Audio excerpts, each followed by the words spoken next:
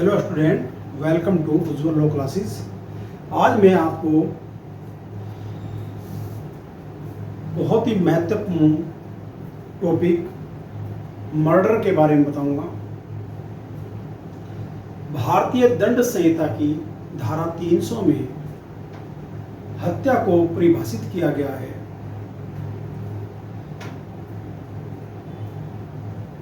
इसमें हत्या में की परिभाषा में 4 आवश्यक तत्व बताए गए हैं। उनके बारे में मैं आपसे दृष्टांत और विधिक दृष्टांतों सहित बताऊंगा। देखो, सेक्शन 300 की शुरुआत जो है इन शब्दों से होती है, एत अस्मिन पश्चात अपवादी दशाओं को छोड़कर आपराधिक मानववध हत्या है।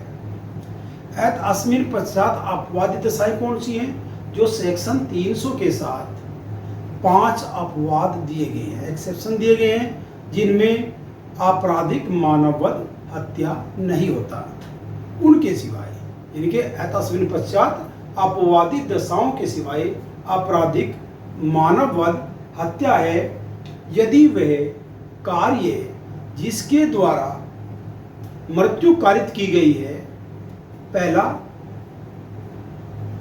मृत्यु कारित करने के आशय से किया गया है। अगर ए व्यक्ति बी पर अपनी बंदूक से गोली चलाता है और उसकी मृत्यु कारित कर देता है तो यह हत्या है। यानी कि अपराधी ने यहां पर मृत्यु कारित करने के आशय से बी व्यक्ति पर अपनी बंदूक से गोली चलाई और उसकी मृत्यु कारित कर दी तो ये हत्या यानी कि मर्डर होगा। एक केस है आर व कालू। इस केस में अभियुक्त ने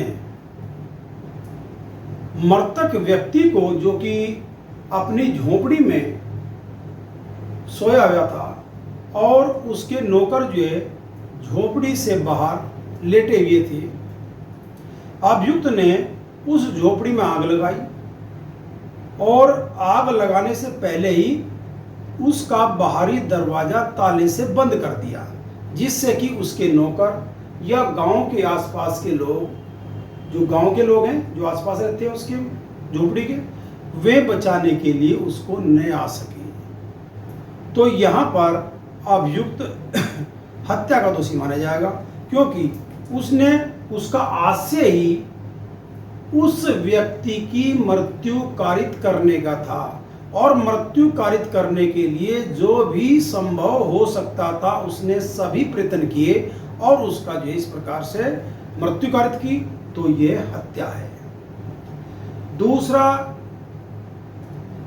एसेंशियल एलिमेंट है मर्डर का कि यदि वह, यानी कि अभियुक्त का यदि कार्य शारीरिक क्षति कारित करने का है और अभियुक्त यहां यह भी जानता है कि उसके कार्य द्वारा मृत्यु कारित होगी, तो वहां पर यानी कि संभाव्य है, होगी बिल्कुल, जो हानि उसको कारित की गई है।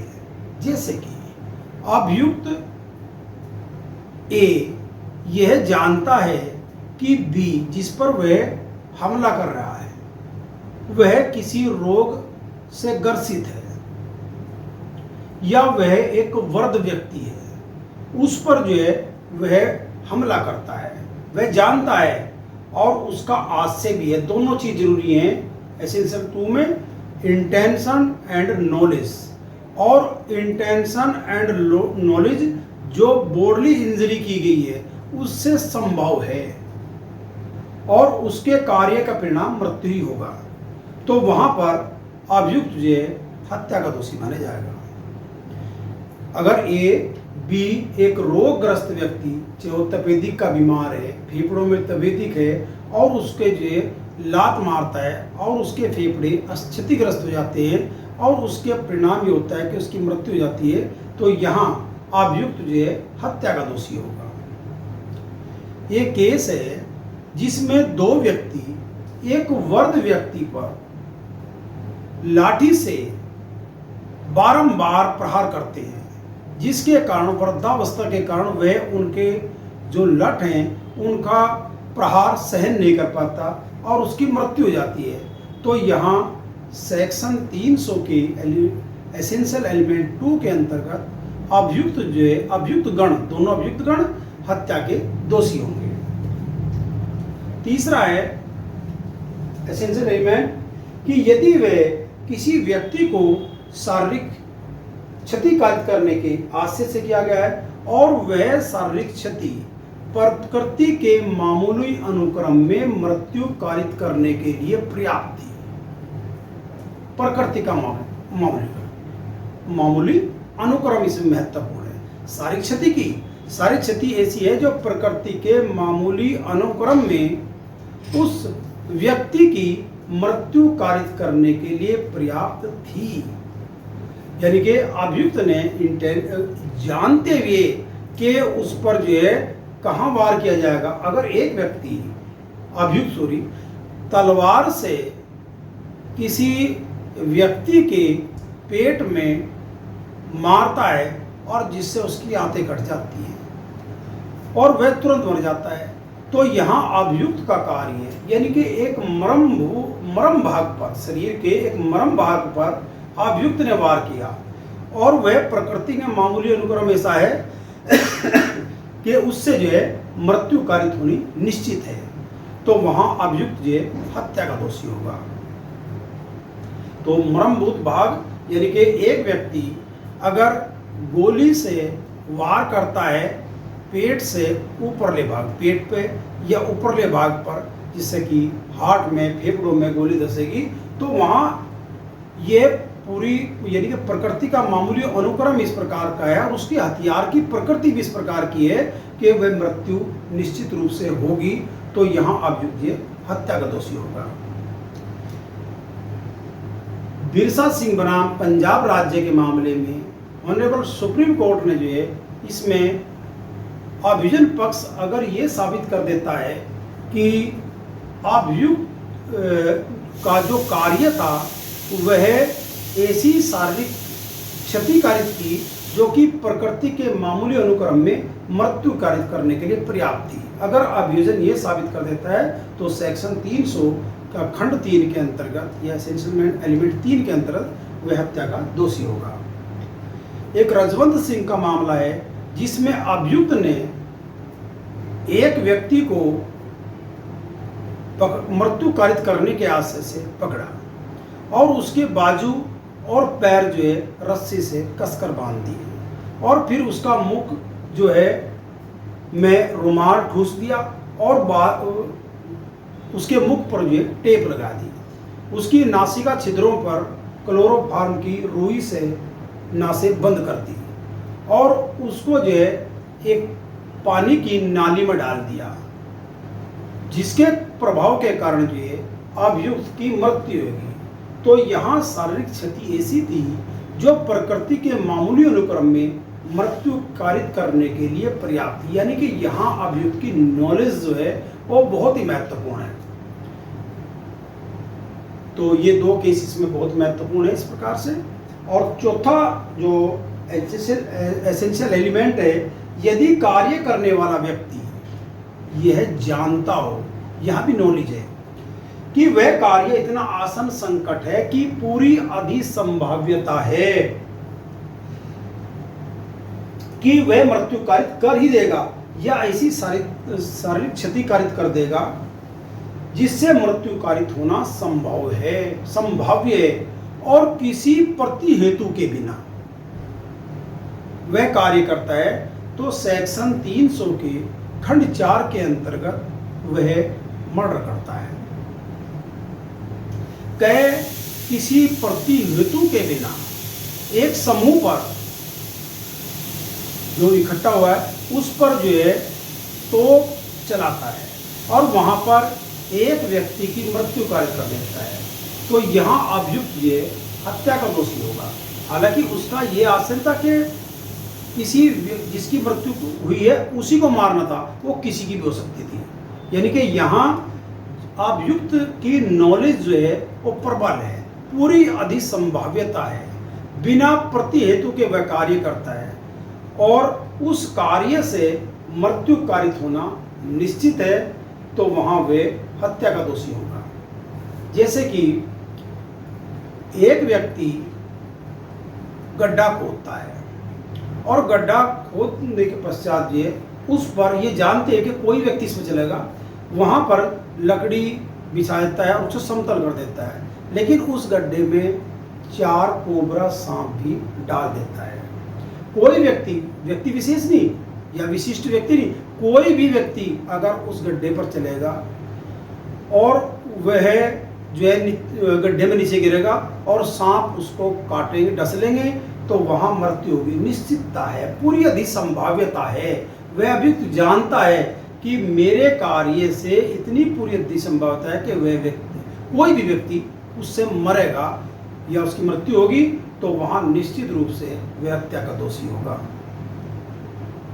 एक व्यक्ति जहाँ गांव के लोग जो है किसी कुएं से पानी ले जाते हैं और उसी को जो है पीने में प्रयोग करते हैं।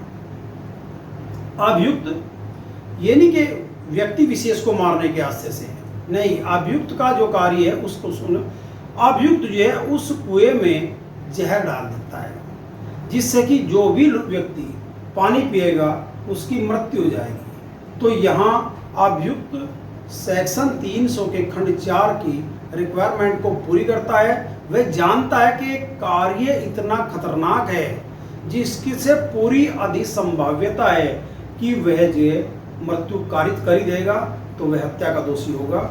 इसमें के अंतर्गत देखो, इसमें जो है एक व्यक्ति ने किसी मेडिकल स्टोर पर एक बम रख दिया और ये कहा कि 3 मिनट में यहाँ से भाग जाओ वरना बम में जो है बम फटेगा। वहाँ एक दिव्यांग व्यक्ति था जो चलने फिरने में असमर्थ था, तो वहाँ से उसको 3 मिनट में नहीं जा सका और बम फट गया 3 मिनट के अंदर और उसकी मृत्यु होगी। तो यहाँ उसका आशय उस विकलांग व्यक्ति को या दिव्यांग व्यक्ति को मारना था, लेकिन वह ये जानता था कि मेरा कार्य इतना खतरनाक है जिससे पूरी अधिसंभाव्यता है कि वह जो है उसकी मृत्यु होगी या किसी की मृत्यु होगी। तो वहाँ पर यह जो है सेक्शन 300 के खंड 4 के अंदर अभियुक्त जो है हत्या का दोषी होगा। एक महिला का अपने पति से झगड़ा हो गया और वह जो है अपने 3 बच्चों को घर से लेकर चल दी और उसने ठान लिया कि मैं आज अपने बच्चों के साथ जीवन समाप्त कर दूंगी। और वह महिला पास में कुएं में अपने 3 बच्चों को लेकर कूद गई। बच्चों की तो मृत्यु होगी, लेकिन उसे जिंदा निकाल लिया गया। वहां पर अभियुक्ता को हत्या के लिए दोष सिद्धि की गई और आत्महत्या के प्रयास के लिए भी दोष सिद्धि 309 के अंदर की गई, क्योंकि जब वह बच्चों को लेकर कुएं में कूदी थी तो यह तो जानती थी कि कार्य इतना आसन संकट है कि पूरी अधिसंभाव्यता है कि इन बच्चों की मृत्यु होगी। तो वहाँ पर 11वीं बाई के केस में महिला को हत्या का दोषी माना गया। तो इस प्रकार से सेक्शन 300 के अगर 4 खंडों में से, जो 4 खंड हैं उनमें से किसी में भी अभियुक्त द्वारा कार्य किया जाता है तो वह हत्या का ही दोषी होगा। उसके पश्चात अब हम जो है जो सेक्शन 300 के साथ 5 अपवाद जुड़े हुए हैं जिनमें कि आपराधिक मानववध हत्या नहीं होता, उसके बारे में विवेचना करते हैं। पहला है अपवाद, आपराधिक मानववध हत्या नहीं है। यदि अपराधी, यहाँ शब्द अपराधी का प्रयोग किया गया है अपवादों में, यदि अपराधी गंभीर तथा अचानक प्रकोपन के कारण आत्म संयम की शक्ति से वंचित हो गया है और वह जिसने गंभीर तथा अचानक प्रकोपन दिया उसकी या भूल या दुर्घटनावश किसी अन्य की मृत्यु कारित कर देता है तो उसका कार्य यहाँ पर आपराधिक मानववध होगा, न कि हत्या।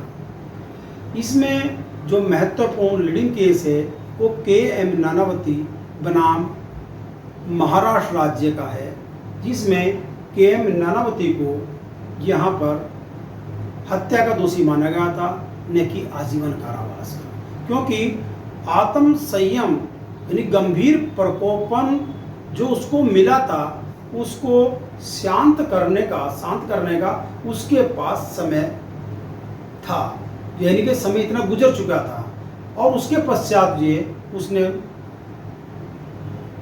मृत्यु कारित की थी, तो यहाँ वह आपराधिक मानववध का दोषी न मानकर हत्या का दोषी माना गया था। उसके बाद है अपवाद 2। आपराधिक मानववध हत्या नहीं है यदि अपराधी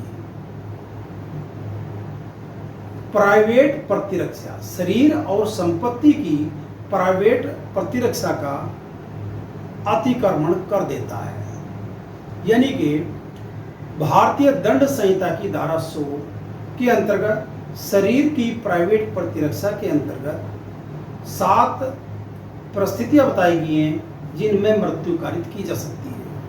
सेक्शन 103 में संपत्ति की प्राइवेट प्रतिरक्षा के अंतर्गत मृत्यु कारित करने के बारे में 4 परिस्थितियां बताई गई हैं जिसमें कि मृत्यु कारित की जा सकती है, तो वहां पर अभियुक्त जो है किसी अपराध का अपराधी नहीं होता। लेकिन अगर सेक्शन 100 और 103 के अंतर्गत आने वाली परिस्थितियां अभियुक्त के पास नहीं थी, लेकिन इनसे भिन्न यानी कि प्राइवेट प्रतिरक्षा का अपराधी ने अतिक्रमण कर दिया, तो वहां अगर अतिक्रमण करता है तो वह हत्या का दोषी नहीं होता, वहां पर वह आपराधिक मानववध का दोषी होगा। उसके बाद आता है अपवाद 3। आपराधिक मानववध हत्या नहीं है यदि लोक सेवक या लोक सेवक के निर्देशों के अधीन सद्भावना पूर्वक कार्य करते हुए अपन विधि द्वारा उनको प्रदान की गई या प्रदत्त शक्तियों का अतिक्रमण कर देते हैं, तो आपराधिक मानववध हत्या की कोटि में नहीं आता। देखिए, दंड प्रक्रिया संहिता की धारा 46(3) के अंतर्गत लोक सेवक यानी कि पुलिस अधिकारी अगर किसी व्यक्ति को गिरफ्तार करते हैं और वे गिरफ्तारी मृत्यु से दंडनीय अपराध की या आजीवन कारावास से दंडनीय अपराध की गिरफ्तारी नहीं है, उसके सिवाय है, तो वहां पर पुलिस अधिकारी अभियुक्त की मृत्यु कारित नहीं कर सकते।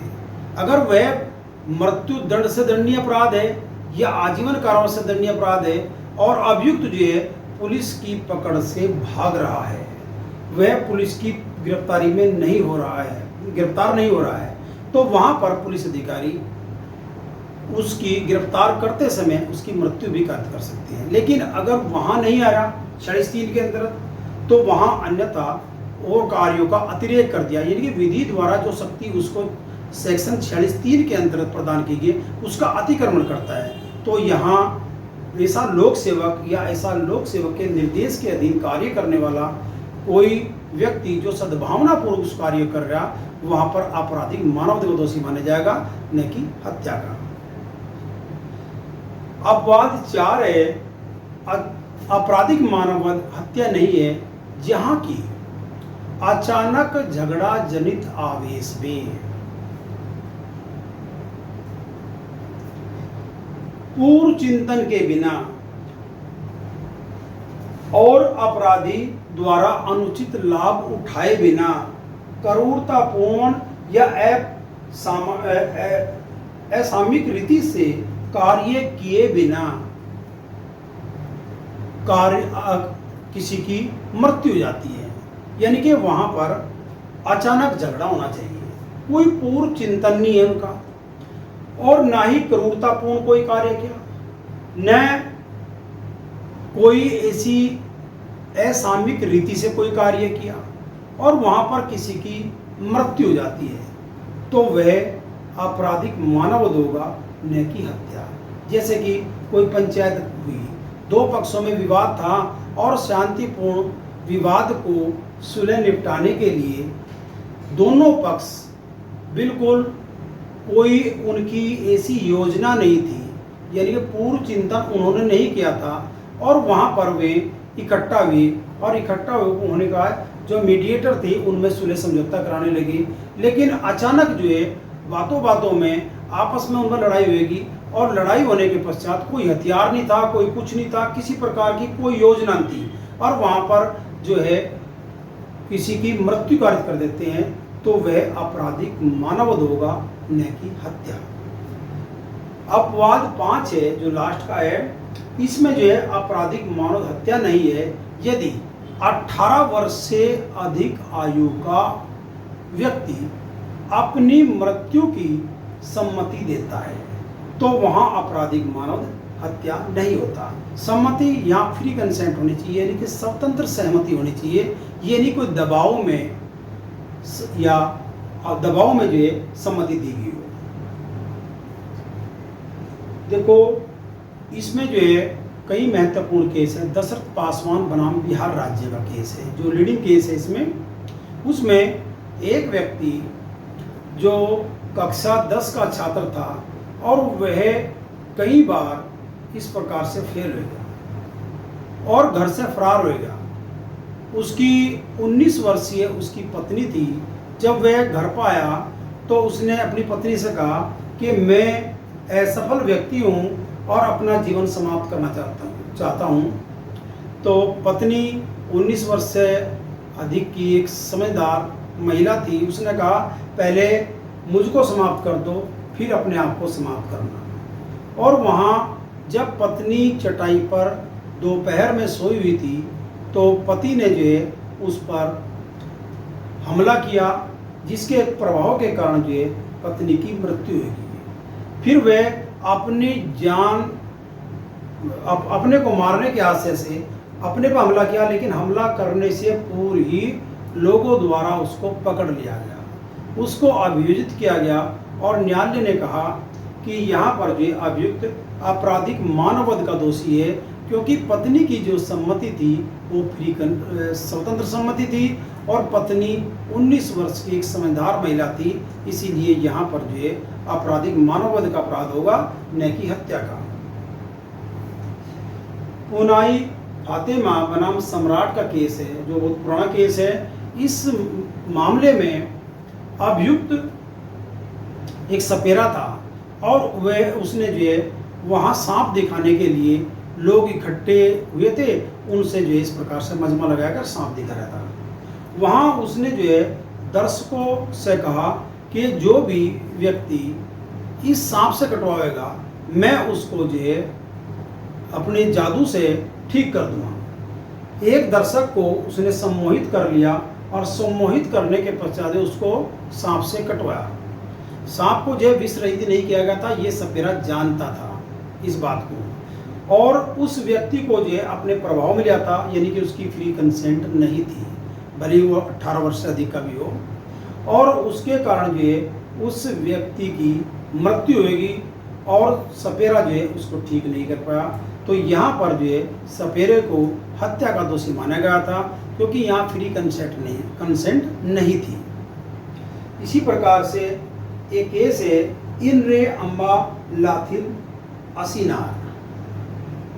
इस केस में अभियुक्त जो है अपनी पत्नी के साथ घोर गरीबी का जीवन व्यतीत कर रहा था। उनके पास खाने पीने के लिए भी कुछ नहीं था। पति ने अपनी पत्नी को कहा कि तुम जो है अपने मायके चले जाओ और जब मेरी स्थिति सही हो जाएगी तो मैं जो है आपको अपने घर ले आऊँगा। पत्नी स्वाभिमानी थी, उसने कहा कि नहीं, मायके भेजने से अच्छा तो है कि आप मुझे यहाँ पर मार दो।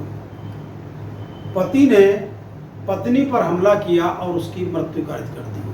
तो यहाँ अभियुक्त को जी हत्या का दोषी माना गया था, न कि आपराधिक मानववध का, क्योंकि उसकी फ्री कंसेंट नहीं थी। एक और मामला है जिसमें एक महिला का एकमात्र पुत्र जिसकी मृत्यु होगी, वह उससे बहुत दुखी थी। वह अपने पति से बार बार निवेदन कर रही थी कि मुझको भी मार दो, मैं अपने बच्चे के बिना जीवित नहीं रह सकती। और पति ने जो है उसकी मृत्यु कारित कर दी।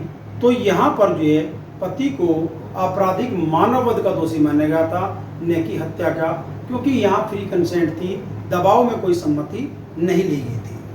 तो इस प्रकार सेक्शन 300 के अंतर्गत जो है परिभाषा सेक्शन 300 के अंतर्गत चारों खंडों की, जो चारों खंडों से में अलग अलग दृष्टांत और मान्य न्यायालय द्वारा प्रतिपादित जो सिद्धांत बताए गए हैं, इस लॉ के माध्यम से मैं आपसे विवेचना की। अब आता है कि आपराधिक मानववध और हत्या में क्या अंतर है। रेग बनाम गोविंदा के मामले में जस्टिस मेलविल ने आपराधिक मानववध और हत्या के बारे में विस्तृत विवेचना की है।